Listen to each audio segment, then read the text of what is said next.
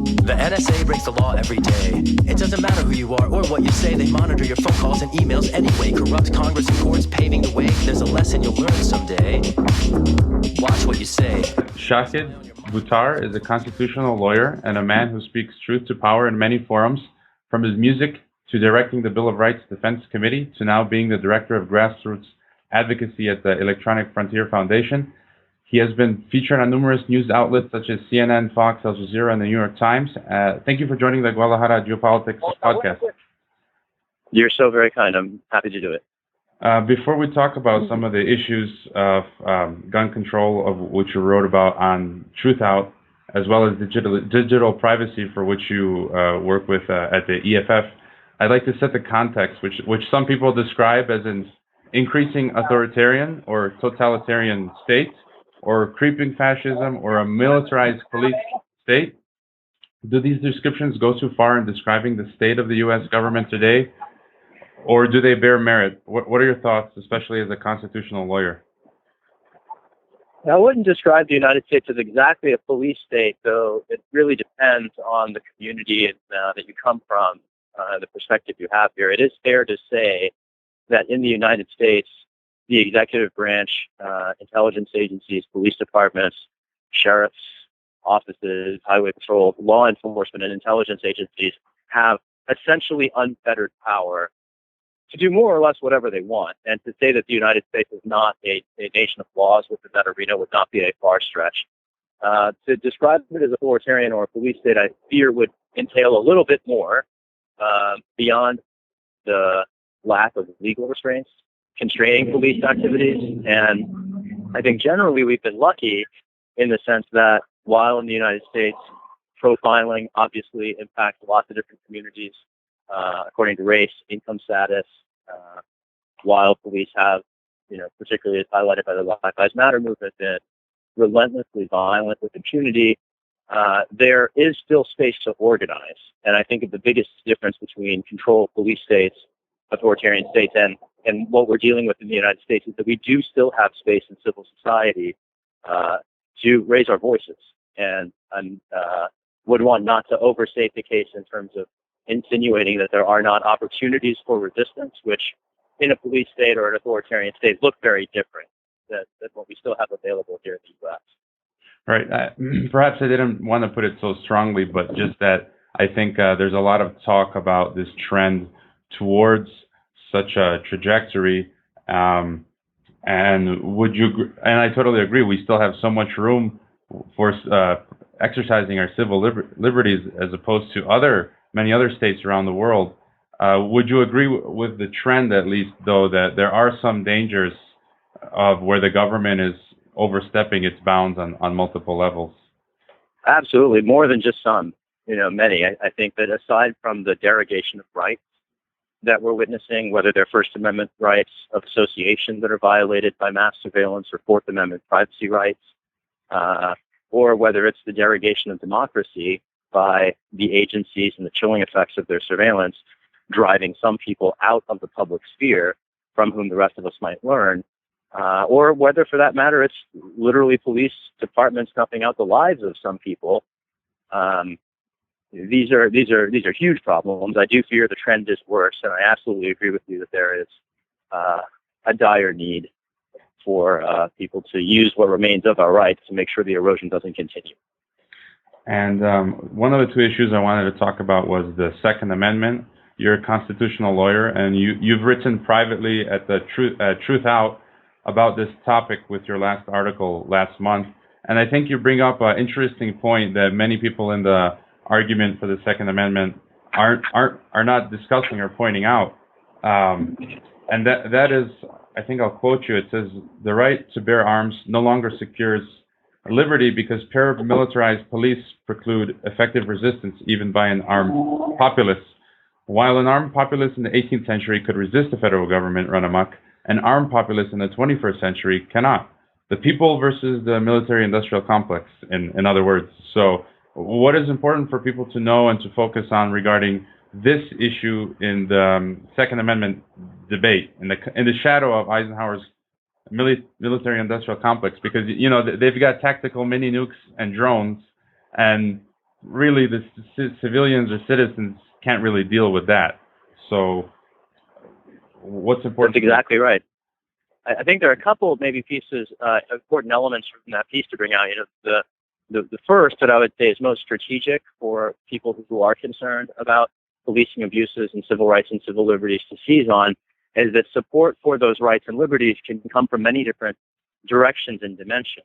The thing that actually prompted me to write the piece were reports of the Oath Keepers appearing in Ferguson. The Oath Keepers are some current but mostly retired law enforcement, some military veterans, and they have essentially taken stand against some of the federal rights abuses that concern progressives and radicals. For instance, Oath Keepers have pledged not to support or effectuate orders by the federal government to detain anyone indefinitely without trial. And that's obviously something the Pentagon has unfortunately come to do a lot, and the CIA certainly did for a long time before it was removed from the business of detention. The point there is that the Oath Keepers don't certainly see at all eye to eye with Black Lives Matter activists on a whole range of issues, but when it comes to policing abuses, they do, and there are opportunities for those novel alliances. I do think that police militarization as a phenomenon, a lot of people have decried as unfortunate. The two things in the article that I really tried to emphasize first was that it's not just a problem, it is a constitutional violation. And the reason it's a constitutional violation is that paramilitary police preclude the opportunity to mount the sort of resistance that the Second Amendment was originally written to protect. And the Second Amendment is also in flux. In 2008, the Supreme Court ruled for the first time that it requires not just a collective right to bear arms, but also an individual right to bear arms. And be that as it may, the origin of the Second Amendment, even conservatives would concede that the origin of the Second Amendment is rooted in a right to resistance, to protect democracy from a government run amok.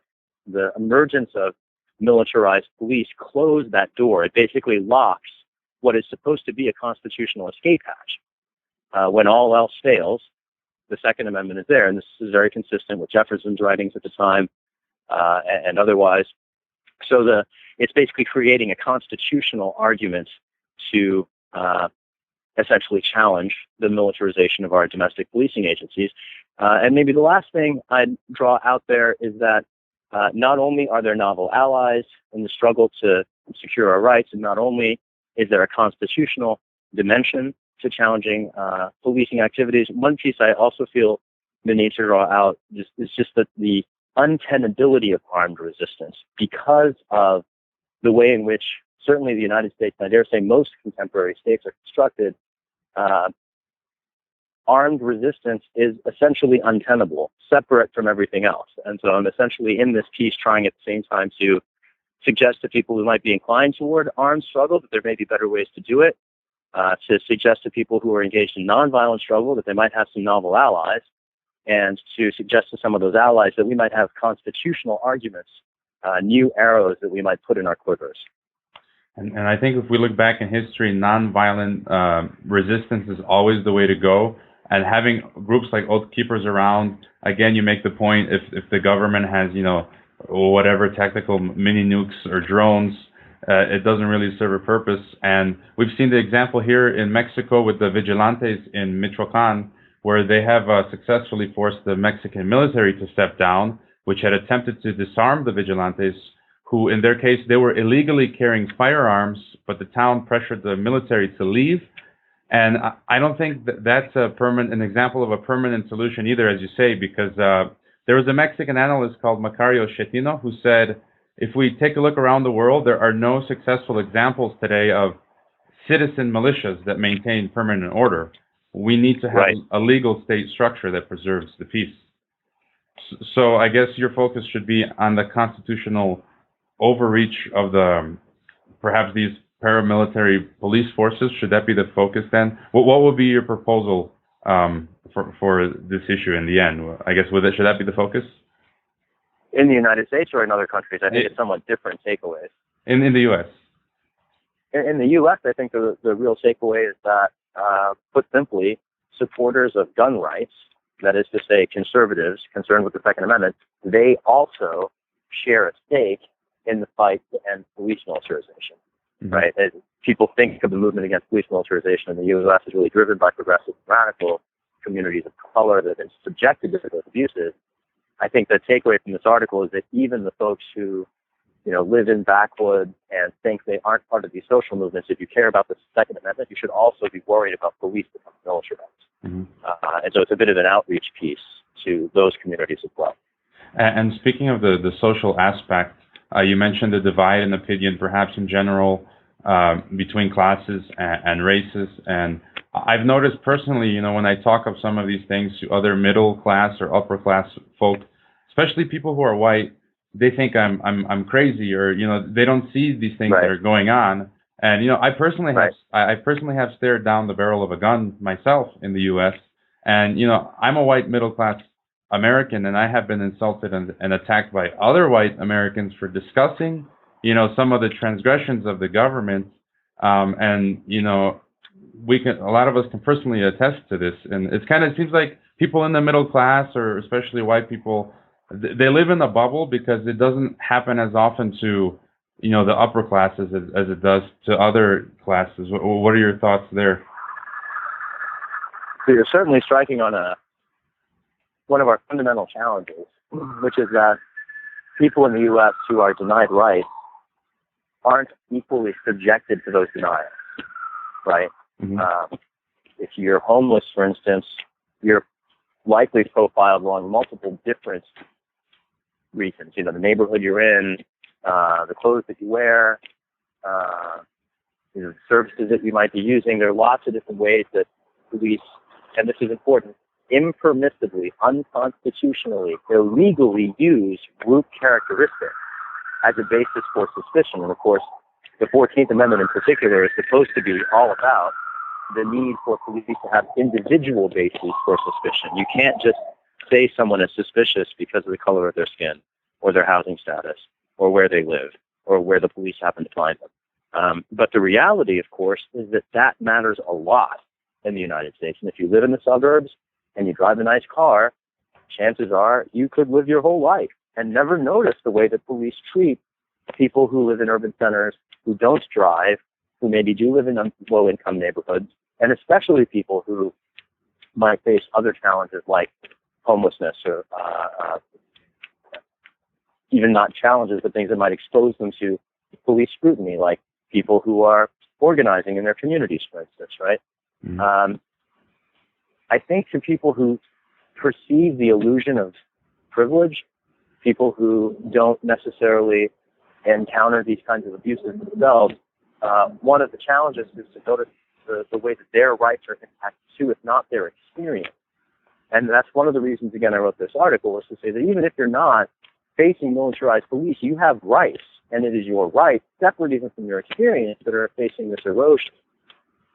Excuse me. I think there's also an opportunity with white middle-class Americans who don't see these abuses in their own lives to be educated increasingly through social media. And I do see in the emergence of the Black Lives Matter movement, the Ferguson uprising, and the discourse and debate that it has continued to stoke around the country, I see the success, at least in a narrow frame, of social media enforcing people's attention to events and issues that they might otherwise ignore and have long ignored.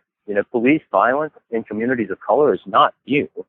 That didn't hatch a year ago. That's been going on for a long, long time.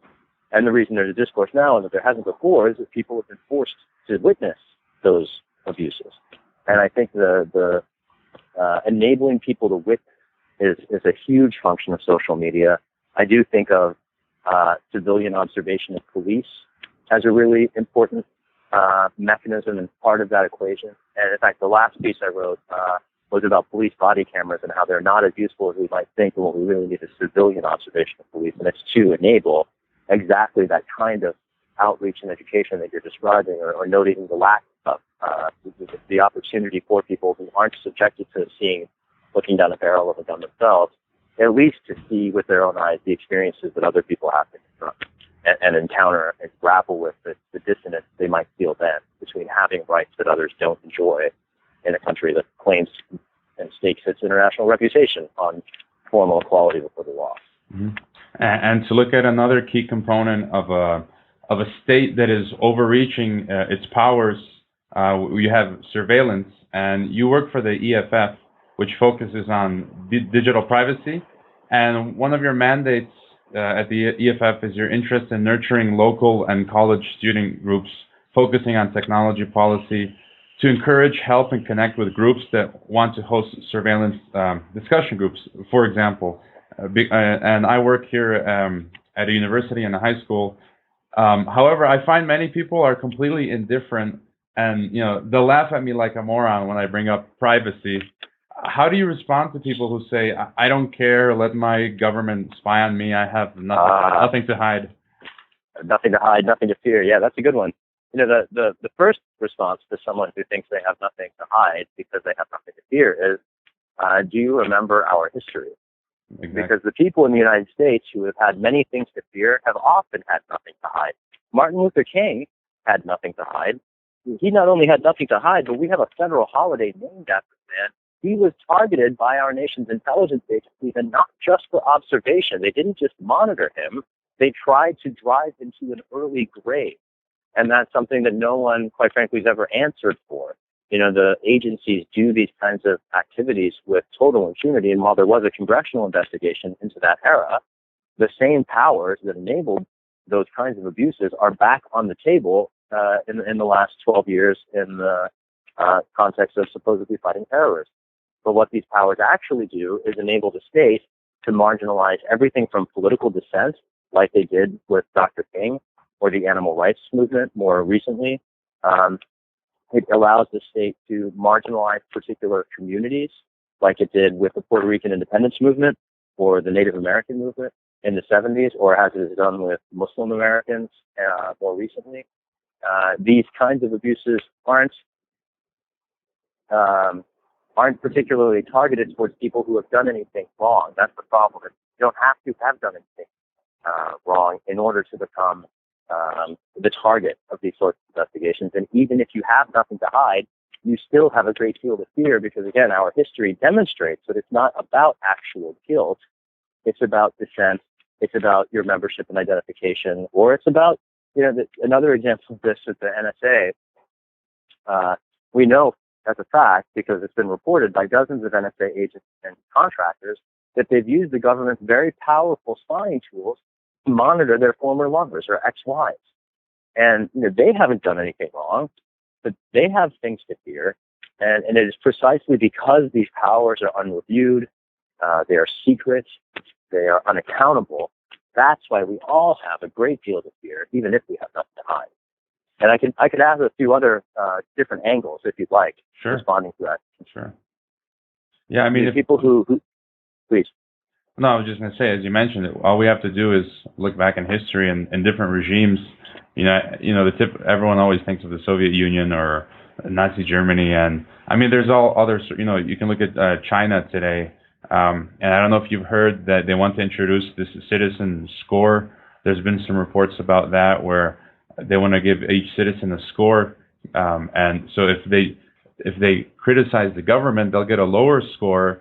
And they'll be denied privileges such as visas. And then if you do what the government tells you to do, you'll get a higher score, and then you'll get privileges of visas and certain things. And I don't know how true this is. It's been reported on, but as you say, I mean, and not only that, the government can often be wrong, and people get on watch lists that have done nothing wrong, and they end up not being able to fly on a plane, right? That's exactly right. That's the denial of a very specific opportunity. And here's the thing people forget, and this would be my second response to someone who says that they have nothing to hide because they have nothing to fear. If you are being watched, you are not free, period, full stop.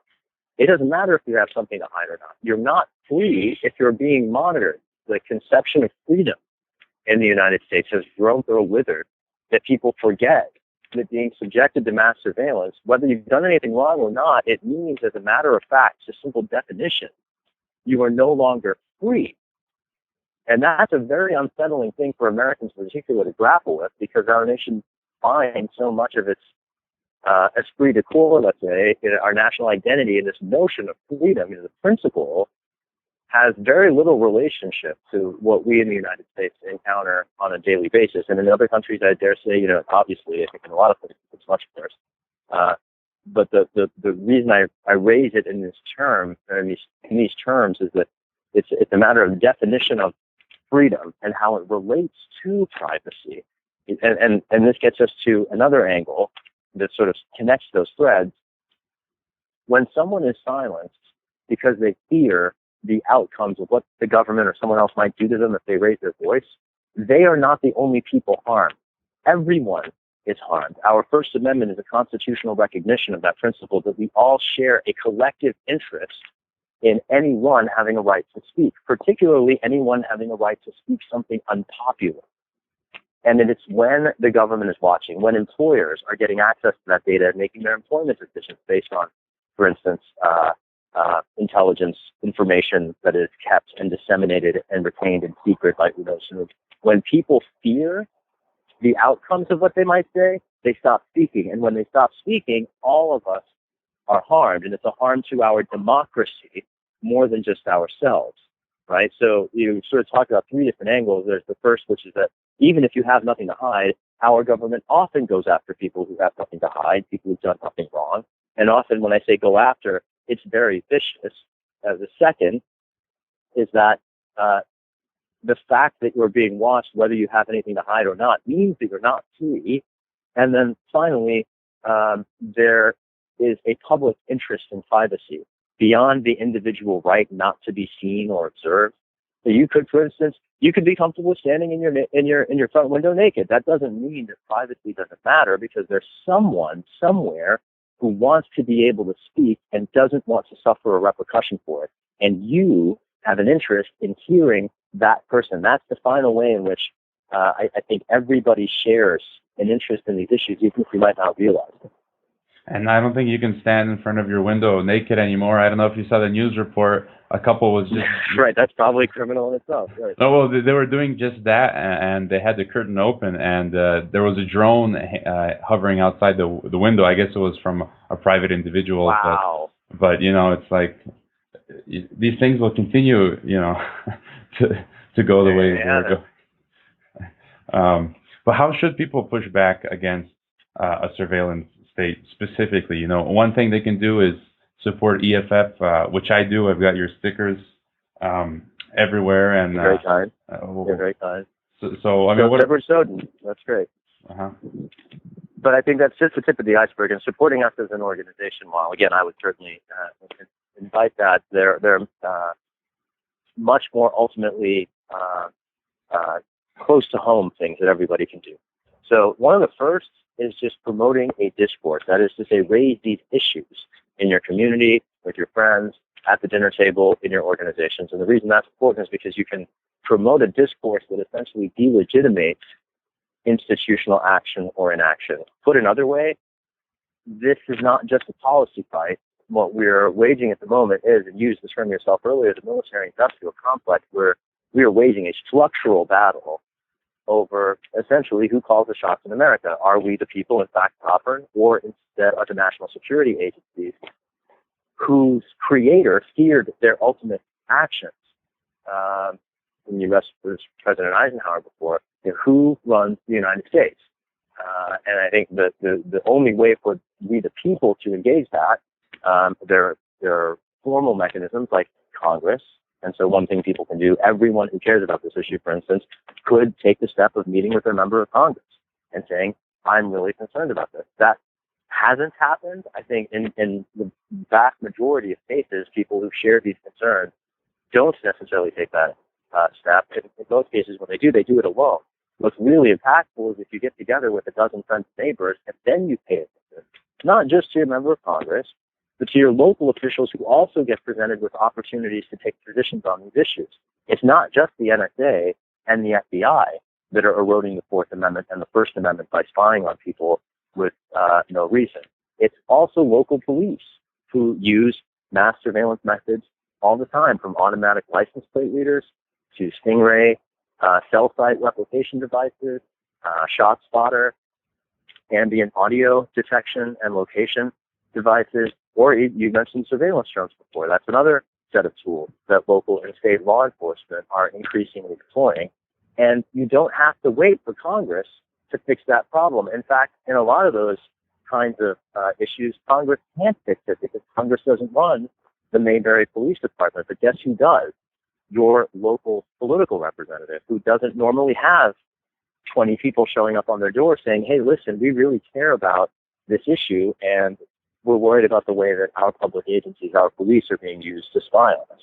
That's a huge opportunity. Local engagement of public officials in groups can absolutely change the equation. And that's just the start. There's a whole range of other things people can do, from hosting crypto parties to share with your friends and neighbors tools that you can use to keep your communications private online. And if enough of us do that, that actually can functionally disable mass surveillance by simply making it untenable for the agencies to decrypt it all.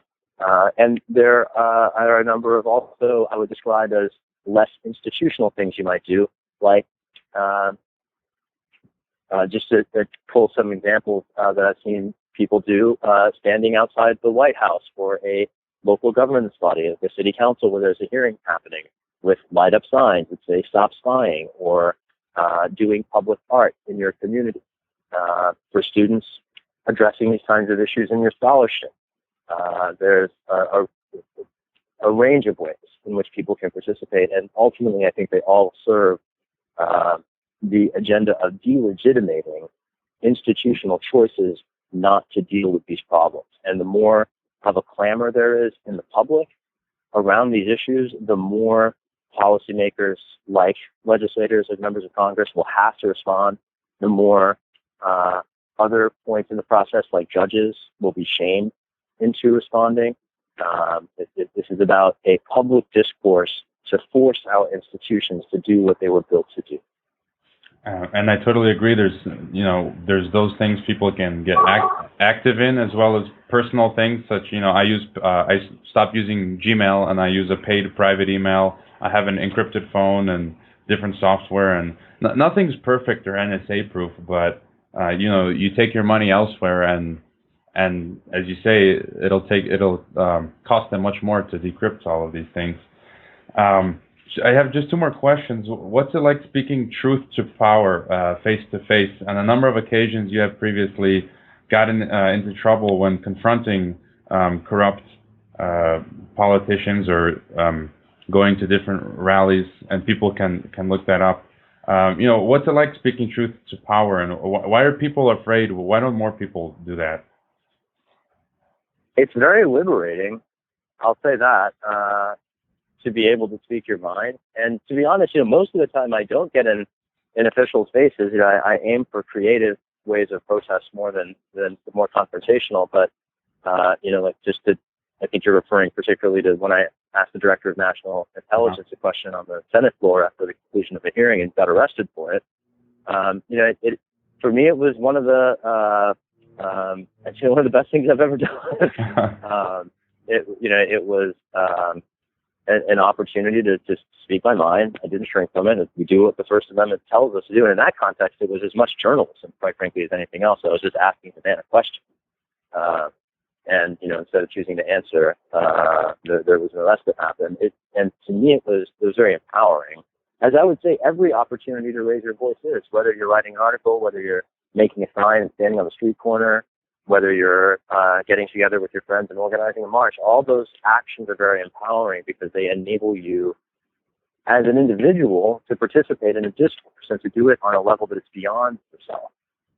I basically at EFF work with people on how to raise their voices. That's sort of my shtick is working with people to help them raise their voices individually and collectively. And I think it's in that democratic exercise of our most basic rights of expression that we have the chance essentially to influence the world around us. I think a lot of us see these issues and resign ourselves to the state of affairs as if there's nothing that can be changed. But just to go back to where we started this conversation a while ago, think about our history.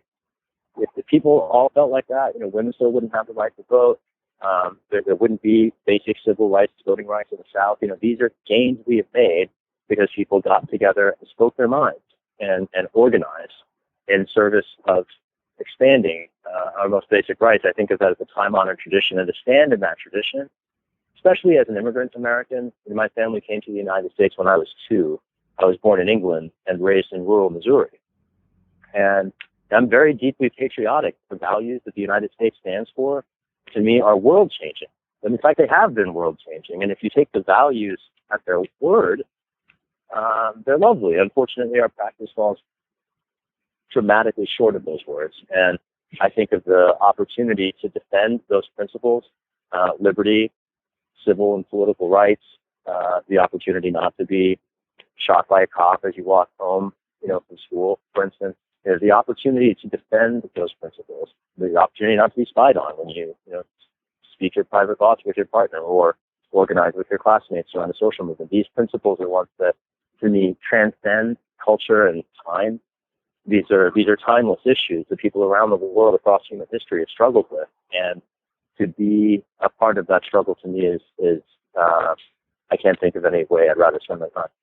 Mm-hmm. And the final question, which you've already touched upon, is what words of wisdom would you have for an indifferent youth? I see where I am a lot of apathy and indifference with a large part of the youth.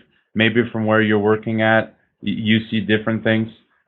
So for them, as well as the citizen activists that will continue to deal with these threats to civil liberties, what are your final thoughts, closing thoughts, as well as words of wisdom? That's very expansive, and I guess I'll put it like this. I'd say there are 3 things, and very broadly writ, in addition to everything else that we confront. You named apathy. I think that's one of them, and we certainly have it here in the United States, elsewhere. I'll try to lay out 3 similar things, and I'll try to offer recommendations both for the people who suffer from those ailments and the rest of us who might be trying to engage them. So the ignorance is the first. A lot of people don't realize what is happening, right? When you get past ignorance with information, you encounter potentially apathy, people not caring. And the recommendation, responding to that is different. And then finally, even if you do have the information, you do care, you might resign in the face of hopelessness. So ignorance, apathy, and resignation, I think, are the 3 enemies of any social movement, quite frankly. But in this context, I see them like this. Ignorance, one of the things that made Edward Snowden so world historically momentous is that he relieved a great many people of a very deep-seated ignorance. And spreading information is a crucial tactic, a strategy, let's say. There are a million different tactics to do that. Educating people, basically, about what is happening. That's one reason that social media has been so important in the context of enabling the Ferguson uprising and the Black Lives Matter struggle. Right? It is people becoming aware of facts that they were ignorant of before. And what that says to the rest of us is to raise these issues, to share the photos, to not shy away from opportunities to remind other people what time it is, as it were, and being an engaged participant in those discourses. If you like to writing about these issues, using your own social media profiles as platforms to engage your community in these issues. Being a participant in the discussion essentially helps spread the information. The second barrier we talked about was apathy. And to someone who's feeling apathy, it's a sense, there are lots of different things that can take people to it, not the least of which I think the biggest set of things that drive people to apathy about the state of the world is their own personal problems that preoccupy them. And so, who cares about the world? Life is falling apart. And I think to a great many people, particularly people of privilege, it might seem that their lives are always falling apart. The irony, of course, is that there's a very stark difference between perspective and reality there, right? Mm-hmm. And I think to people who are reaching out to people who might feel apathetic, one of the crucial opportunities is to try to invest in them a sense of hope of what it could be like if we made these words real, right? And I think to young people in particular, there is buried idealism in everyone, and I think this starts to cross into the response to resignation, which is it's about connecting people to a project larger than themselves, right? Like if you're dealing with a breakup and you're trying to heal your heart, that's a struggle into oneself, and it's profound support. When you bond together and bind together with your community and your nation and the global mass of humanity to assert the primacy of rights that we can all hold in common that will make us free, that is a grand enterprise. It cuts across millennia. You might even describe it as like a purpose of human existence, right? I mean, these are things that stretch much beyond us. They leave legacies that are magnificent. They enable one's own kids to have better lives, right? Connecting the apathetic person, to other interests, whether it's future generations and their own future relatives, whether it's the people that came before them on whose shoulders they stand, whether it's their own friends and neighbors who have to deal with this stuff every day. That sort of connecting beyond the self, I think, is the most impactful response to apathy. And in the face of resignation, I think the key ingredients are hope and community. It is really easy to feel hopeless if you don't have anyone to commiserate with, if you don't have anyone else to share the struggle with, and you don't have anyone else to share the victories with and the dreams with. And I think the need for community, the opportunity for communities of resistance, that is the critical response to resignation, because it doesn't have to be miserable, right? Resistance can be beautiful and liberating and uplifting. And so just to run through those, it's information in the face of the ignorance, spreading the information, writing about these issues, talking about them on social media and in person. In the face of apathy, it's connecting people to others, whether it's their own pasts or futures or present-day neighbors and other communities. And in the face of the resignation, it's about community, hope, and celebrating the fact that we have these opportunities to come together, celebrating the rights that we do have in the struggle to recover those we've lost and gain new ones. These are some of the things we can do when reaching out to people who maybe don't yet share our concern. Okay, so we have a template right there for which to go forward. Well, thank you, Shahid Buttar, for your time. People can follow your work at shahidbuttar.com and the Electronic Frontier Foundation. They can also follow your music there. Is there any other website you think we should check out? I would recommend people to explore the Defending Dissent Foundation and Bill of Rights Defense Committee. But I'll certainly be happy to post things related to all those different organizations at shahidbuttar.com. You're really kind to have me on, and I just want to say one last thing to your listeners: to stay hopeful, stay loud.